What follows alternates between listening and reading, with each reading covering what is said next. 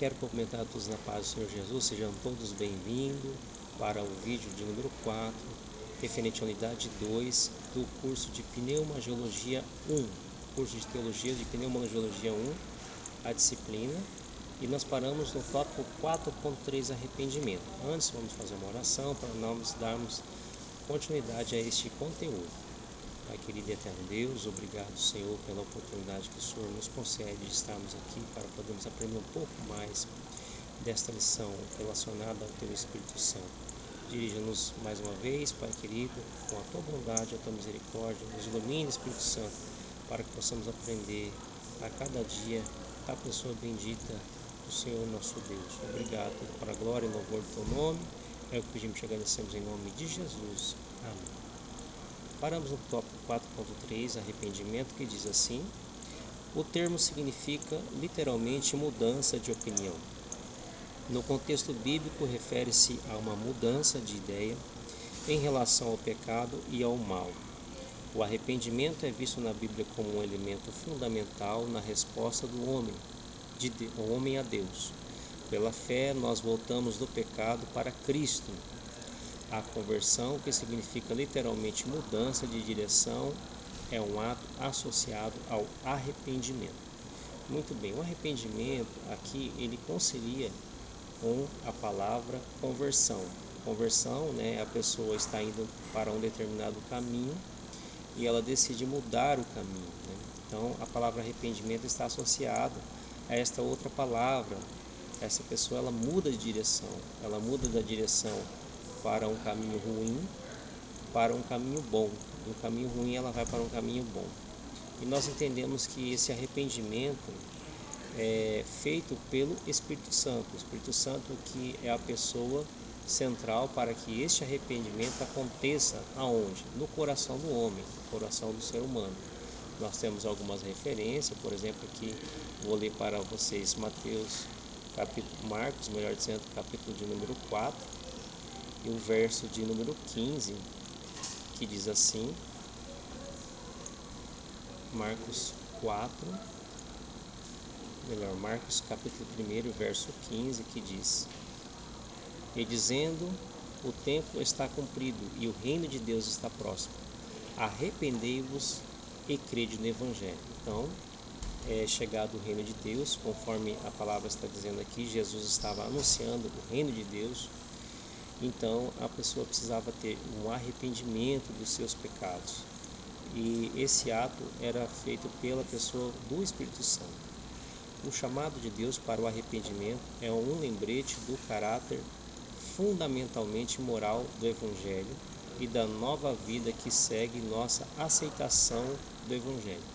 Isso que nós entendemos como cristãos, como crentes em Jesus Cristo, como uma mudança da questão moral, não somente como pessoa, mas como filho de Deus, como nova criatura, como uma nova natureza advinda da pessoa do Espírito Santo. Então, nós entendemos pela fé que é mudada a natureza da pessoa, da parte dentro do seu ser, para que ele possa verdadeiramente se assimilar com a pessoa do Espírito Santo, ser como a pessoa do Espírito Santo, como a pessoa do Senhor Jesus também, num processo que se inicia após esse ato de arrependimento. 4.4, regeneração. A regeneração significa literalmente nascer de novo ou renascer. Ela marca o meio e o momento de entrarmos em união com Cristo. Trata-se de uma mudança instantânea quando passamos da morte espiritual para a vida espiritual, em uma ressurreição espiritual. Efésios 2, versos 1 e verso 5. É o acontecimento único no início da vida cristã, paralelo ao nascimento físico. A regeneração difere da conversão, a qual se acha ligada ao destacar do ato de Deus dando uma nova vida, uma vida nova. A conversão é o ato humano de voltar-se do pecado para a justiça e acompanha a regeneração. Através desta, o crente recebe uma nova natureza espiritual, a qual se expressará em novos interesses e preocupações. Os regenerados preocupam-se principalmente com as coisas de Deus, sua palavra, seu povo, seu serviço, sua glória e, acima de tudo, com o próprio Deus. Eles encontram novos poderes para resistir ao pecado, para obedecer e servir a Deus. Muito bem, então nós falamos sobre arrependimento aqui anteriormente, que estava ligado à palavra conversão, ou seja, mudar-se de caminho. E logo após essa mudança de caminho, essa pessoa recebe a regeneração. Ela passa a ter interesse às coisas de Deus, passa a ter interesse em praticar a justiça, ela passa a ter interesse em conhecer mais as coisas de Deus, a pessoa de Deus, a pessoa do Senhor Jesus, a pessoa do Espírito Santo. Então, quando ela recebe esse ato de regeneração, ela tem interesse em buscar mais de Deus, em querer saber e se envolver também com as coisas de Deus. Depois que o homem é convencido do pecado, da justiça e do juízo e arrepende-se, sua própria necessidade é renascer. Somente pela regeneração o homem pode tornar-se filho de Deus. O melhoramento da velha natureza humana não lhe proporciona habilitação satisfatória. O homem tornou-se participante da natureza decaída do primeiro Adão. As bênçãos espirituais de Deus são somente para os filhos espirituais e são distribuídas pelo Espírito Santo através da regeneração ou novo nascimento. Como somos considerados filhos pela fé, nós recebemos esse maravilhoso presente de Deus através da pessoa do Espírito Santo nesse ato de regeneração.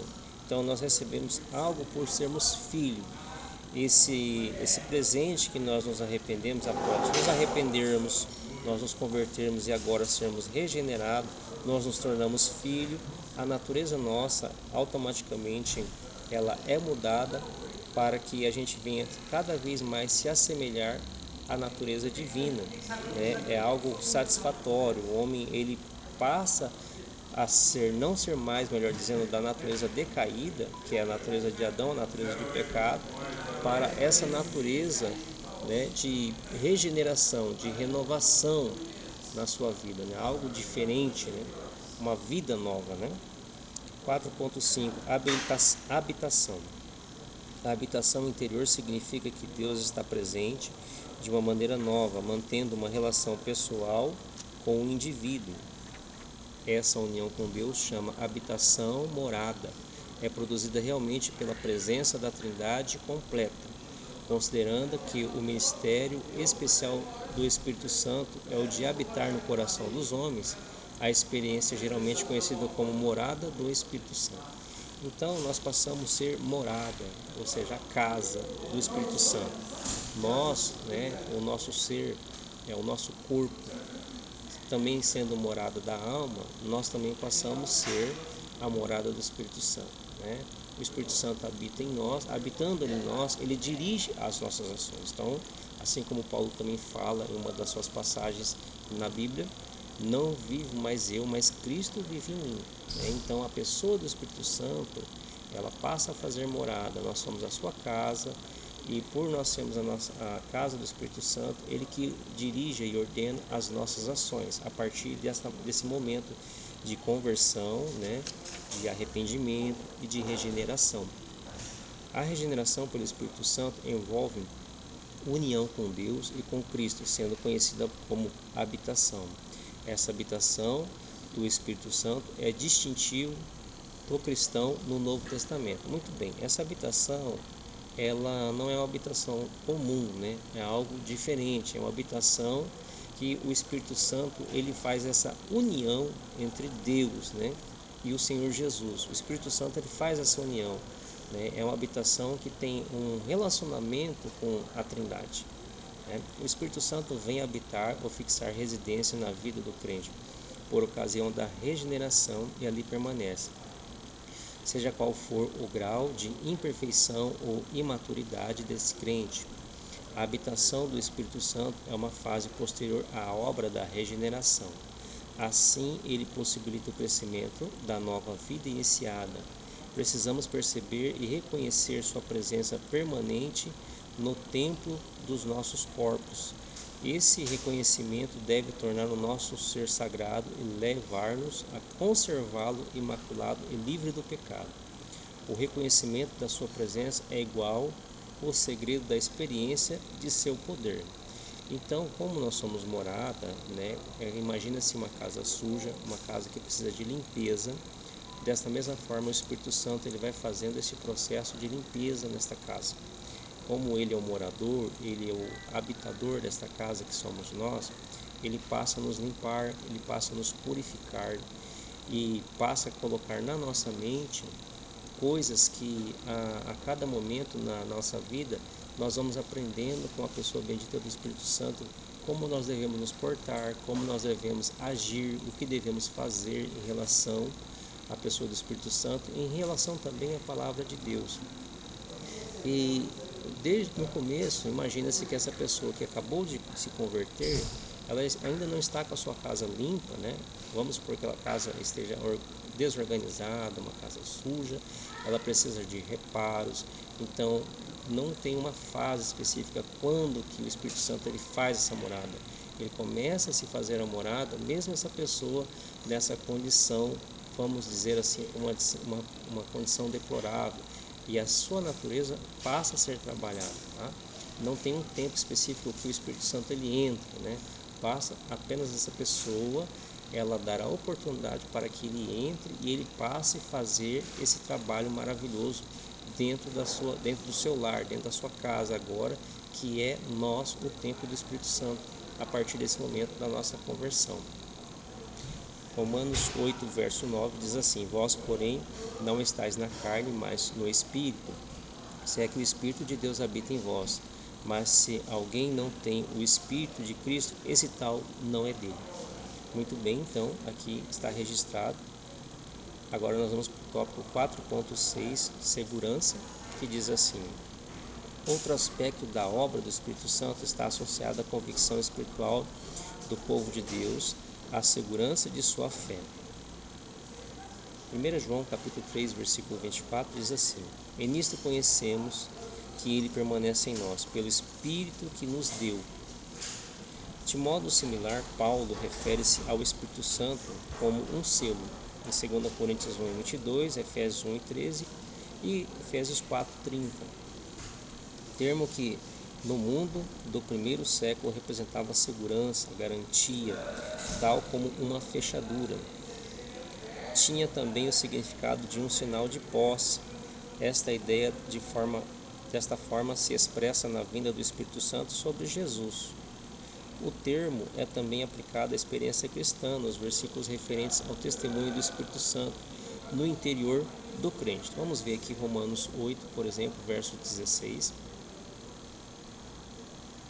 Romanos, capítulo de número 8, e o verso 16, que diz assim: O mesmo Espírito testifica com o nosso Espírito que somos filhos de Deus. Deus ele nos deu um Espírito, né, para nós termos essa vida, né? Nós somos morada, nós também temos esse Espírito que Deus nos deu. Entenda que esse Espírito não é o Espírito Santo. O Espírito Santo ele se relaciona com o nosso Espírito, o Espírito que Deus nos deu. E esse relacionamento ele vai testificar das obras de Deus, que somos filhos de Deus, né? E isso nos traz o que? Uma segurança. Quando você vê que algo está conversando com você, que é a pessoa do Espírito Santo, nós somos advertidos do nosso comportamento, o que devemos e o que não devemos fazer. Isso também nos traz o que? Uma segurança de que o Espírito Santo cuida de nós, nos acompanha, nos corrige, nos orienta. Ele também é um selo, como Paulo fala, ele é o selo. O que é o selo? É uma garantia. Vamos supor que seja um produto. A pessoa que tem um produto, ele sela esse produto para trazer a garantia que esse produto ele não vai ser violado, ou que esse produto ele venha a ser passado por uma outra pessoa sem que passe pela autorização do dono deste selo. Então nós somos também uma propriedade, porque nós somos selados pelo Espírito Santo. 4.7 Santificação. Depois de nos levar a nascer em Cristo, o Espírito Santo continua a operar em nós a fim de moldar-nos mais e mais à imagem de Cristo, com quem Ele nos uniu. Esse processo de renovação, é transformação moral, é chamado santificação. Então, é um processo moral, ou seja, a nossa conduta passa a ser cada vez mais uma conduta ilibada, uma conduta correta diante dos olhos de Deus. A santificação é tida comumente como a obra do Espírito Santo na vida do homem regenerado, a qual é definida como a continuação da salvação do crente enquanto vive neste mundo.